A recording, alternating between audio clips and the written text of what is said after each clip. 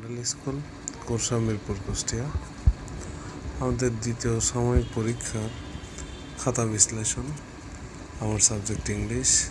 এখানে first boy Saim Hossain 100-তে 100, দ্বিতীয় তাসিফ 100-তে 100, এরপরে মুস্কান আছে 94, 90। ভালো, এরা পড়াশোনাতে অনেক। আর সব থেকে বড় কথা হলো নিজ থেকে পরীক্ষা দিয়ে ভালো একটা ফলাফল করা, এর মধ্যেই সার্থকতা।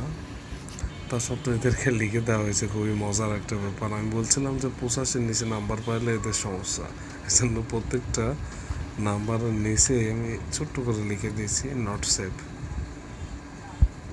কারণ এদের আরও ভালো করতে হবে। দোয়া রাখবেন।